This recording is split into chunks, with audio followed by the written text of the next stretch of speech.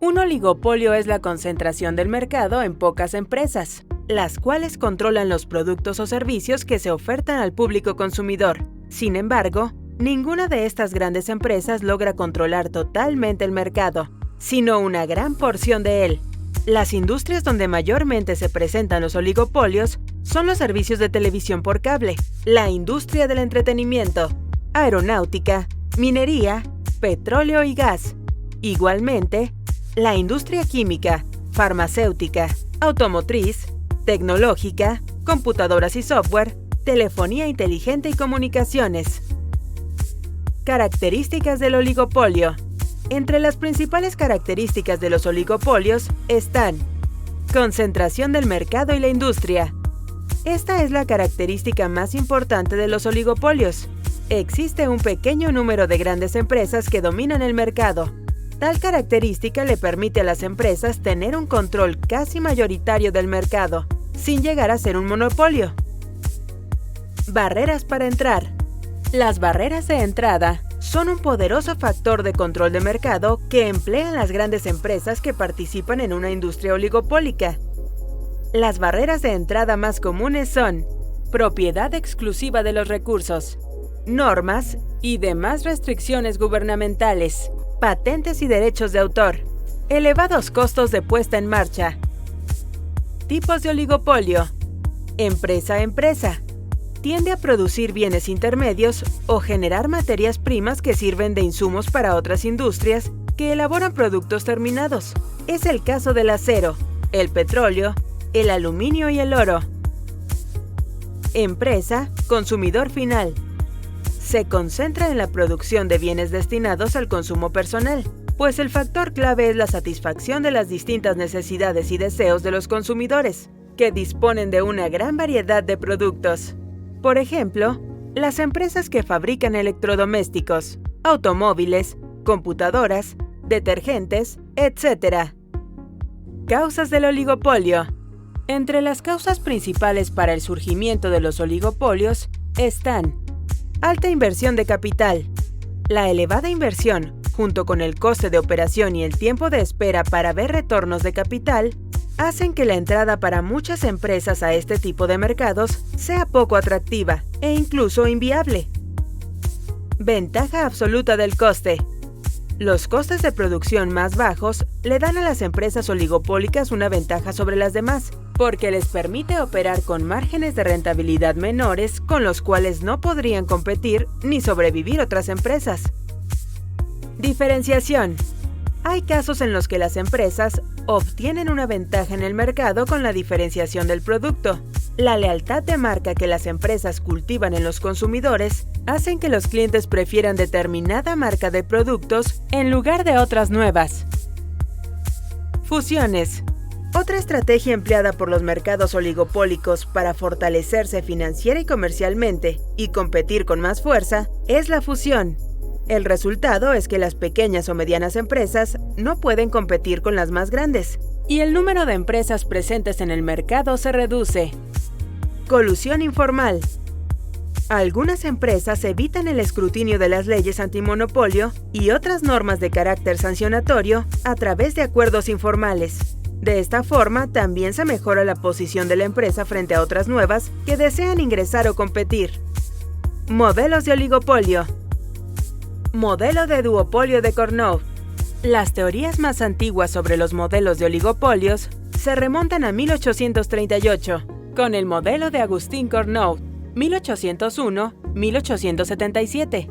En su teoría del duopolio, dos empresas que acaparan todo el mercado, la empresa asume que su competencia no variará su producción ni toma en cuenta la reacción de las empresas rivales a las acciones de esta.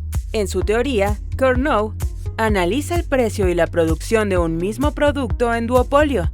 Pone como ejemplo la venta de agua mineral por parte de dos empresas distintas, que la obtienen de dos manantiales idénticos. Por lo tanto, el producto es similar y vendido en un mismo mercado, de manera que su modelo está basado en un duopolio con productos homogéneos. Modelo de duopolio de Bertrand. Hay varias diferencias importantes entre ambos modelos, Bertrand y Cournot.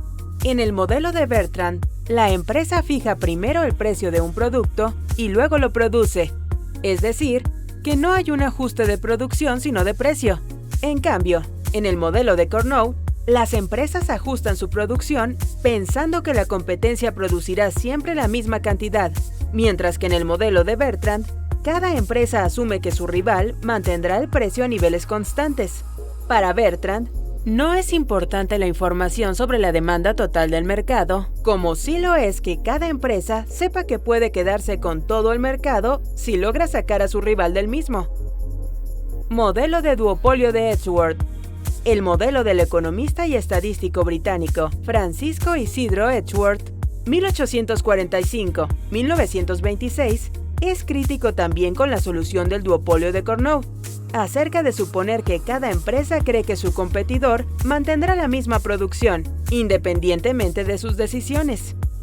La principal diferencia entre los modelos de Edgeworth y Bertrand es que para Bertrand, la capacidad de producción de la empresa duopolista es ilimitada y capaz de satisfacer cualquier demanda del mercado, mientras que en el modelo de Edgeworth, la capacidad productiva de las empresas duopolistas es limitada.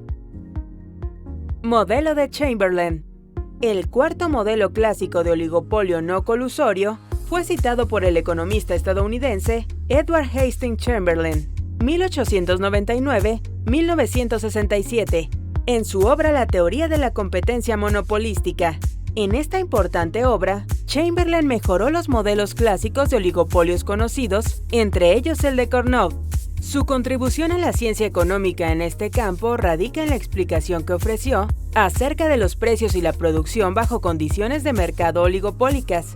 En su modelo de oligopolio, analiza las teorías de Carnot, Edgeworth y Bertrand. Al contrario de estos, Chamberlain establece que los oligopolistas reconocen tácticamente su interdependencia y por lo tanto actúan en consecuencia.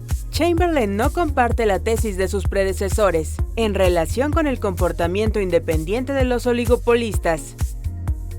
Ejemplos de oligopolios. Entre los oligopolios más conocidos en el mundo está la Organización de Países Exportadores de Petróleo, OPEP, cuyo fin primordial es la fijación de precios y el mantenimiento de cuotas de mercado. Actualmente, los ejemplos más notables de oligopolios se observan en Estados Unidos, que es uno de los países ícono del mercado oligopólico. Por ejemplo, medios de comunicación. Los medios de comunicación nacionales e internacionales son una de las industrias más representativas de oligopolio, ya que el 90% de estos son propiedad de 6 corporaciones: Time Warner, TWX, Walt Disney, DIS, NBC Universal, CBS Corporation, CBS, Viacom, BIAB y News Corporation, NWSA. Teléfonos inteligentes. Otro sector dominado por los oligopolios es el de los sistemas operativos para teléfonos inteligentes y el mercado de las computadoras. Apple iOS y Google Android dominan la mayor parte de los sistemas operativos de los teléfonos inteligentes. En cuanto al mercado de los sistemas operativos para las computadoras, el dominio lo ejercen Apple y Windows. Servicios de telefonía. A pesar de que existen otras empresas proveedoras de servicios de telefonía celular de menor tamaño, las principales compañías que dominan el mercado son Verizon, BZ, AT&T, T, Sprint, S y T-Mobile, TMUS. Industria automotriz.